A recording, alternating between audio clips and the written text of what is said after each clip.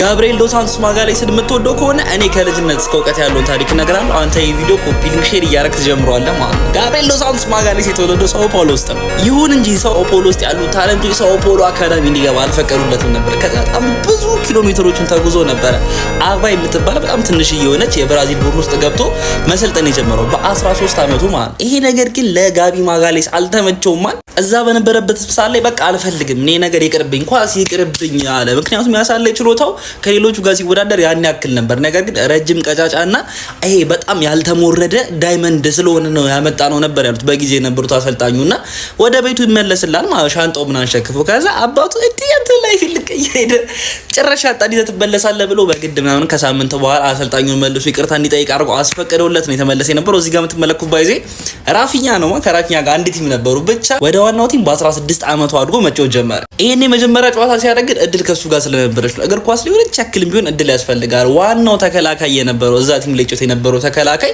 በጣም ትምህርት ቤት ይቀጣላል ማለት ትምህርት ቤት ሲቀጣ ደግሞ ያ አቫ የሚባለው ክለብ እንደዚህ ያን ነገር የአካዳሚ ጨዋታዎች እንዲያረጉ ስለማይፈልግ ነበር ያን እድል ያገኘ የነበረው። በአንድ አመት ከእድሜ ከሚበልጡ ሰዎች ጋር ጨዋታ ስለነበረ በጣም ዲቨሎፕ ማድረግ ችሎ ለብራዚል አንደር 20 ጠርቶምና የሚገርም ታይም ማሳለፍ ጀመረ ማለት ይሳለ እነ ሳኦ ፓውሎ ፓልሜራስ እና ነገር እየፈለጉት ነበር። ጀለስ ግን ጉዞውን ያረገው ወደ ሊል ሄደ ማለት ወደ ፈረንሳይ ሲያቀናም እዛ ያለውን ቋንቋ እዛ ያለውን ባህል ማልበና ነገር በጣም ከብዶ ስለነበር ለዋናው ቲም ጨዋታ ማድረግ ስላልቻለ ወደ ትሯ በጉሰት ይልኩታል ማለት ነው። እዛ ያለ ራሱ 4 ጨዋታ ብቻ ነው ማድረግ ይቻለው ማለት ይሄ ስኬታማ ያልሆነ ጊዜ ካሳለፈ በኋላ ግን በእግር ኳስ ከደሩ ጥሩ ነገር ለማሳየት አንድ እርምጃ ለተራመደበት ወደ ዳይናሞ ዛግሬብ ወደ ክሮሺያ አቀና። እዛም እያለ ግን ሪዘርቭ ቡድን ወይ ሁለተኛው ቡድን ውስጥ ነበር ይጫወት የነበረው። የዛ ሰዓትም ፕሪዝን ላይ የአርሰናል አንደር 21 ቡድን ጋር ለመጫወት ወደ ለንደን መጥቶ የነበረው የዛ ሰዓት ልጅ እስኪ እናየዋለን ምናምን ብሎ ለመጀመሪያ ጊዜ የአርሰናል ማዮች አይን ውስጥ የገባ የነበረው። ብቻ ላይፍ በክሮሺያ ተመችቶት ነበር። እዛ ዋናውን ዋንጫና ደብሉን ማንሳት ከቻለ በኋላ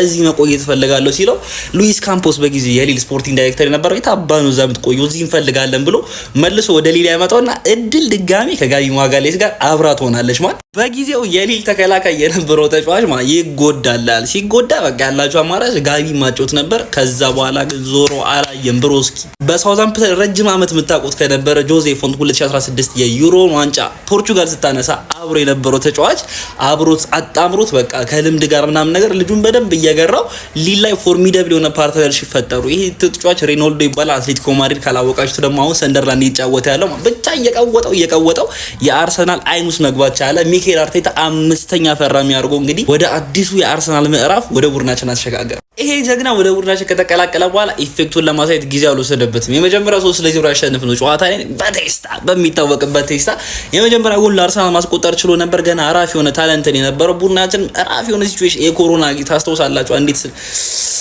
ያ ሶሻል ኤክስፐሪመንት የነበረ ቡድን ውስጥ እንግዲህ እንደ ሌሎች ጨዋታዎች ቢሆንም እሱም እያቃጠለን የሆነ ቀን እያስደሰተማ የሆነ ቀን ቀይ እያየ ምናምን ነገር ብቻ ጀለስ ራሱ ዲቨሎፕ ማድረግ ጀመረ። እንደውም የሆነ ጊዜ ትዝ የሚለኝ ማን ነው እሱ ባጠፋው ጥፋት በሁለት ቢጫ በቀይ ወጥቶ ከሳውዛምፕተን ጋር ከዛ በኋላ አርቴታ በጣም መሮት የነበረ ሳለ ጀለስ ጸጉሯን ተቆርጣምና ኢንስታግራም ላይ ፎቶ ተለቅላለች የመላጣ ልጅ ብሎ አንዱ ለጨዋታ አላስገባውም ነበር። በጣም ከማስባቸው ነገሮች ውስጥ አንዱ ያኔ እንኳን ሜዳ ውስጥ ደጋፊ አልነበር ማን ቢኖረን እንደዚህ ራሱ የሚደርስ ተጫዋች አይመስለኝም ማን ምክንያቱም ክሪቲሲዝም በጣም ቢበዛበት ልጁ የመልቀቅ እንጂ ቦታ ላይ መፋለም ፍላጎት የነበረው ስለማይመስለኝ ማን ፐርሰናሊ አርቴታ ከአመት እንግዲህ ይሄ ልጅ እያሳደገ ችግሮቹንም እየቀረፈ ላይለት ሞክሮ ነበር። ግን በጣም አስፈላጊ የሆኑ ሰዓቶች ላይ ምናምን ነገር ያጠፋል። ይሄ በጣም ከማጋሌስ የሚገርመኝ ነገር ምን ታውቃላችሁ ማለት ጀለስ እድሜ ተጫዋች ከፍ እያለ መጣ ቁጥር ማለት ነው የሆነ ልምድ ምናምን ነገር ያከብታል። ነገር ግን ነገሮችን የማሻሻል አቅሙ በጣም እየወረደ ነው እንጂ እየጨመረ አይደለም የሚመጣው። እንዴት ብዬ ላስረዳችሁ? ከልምድ ጋር የተያዙ ሳይሆን አንዳንድ ጊዜ ኢንሄረንትሊ ተጫዋቾች ያላቸው ነገር ማለት ጋቢ ግን በተቃራኒ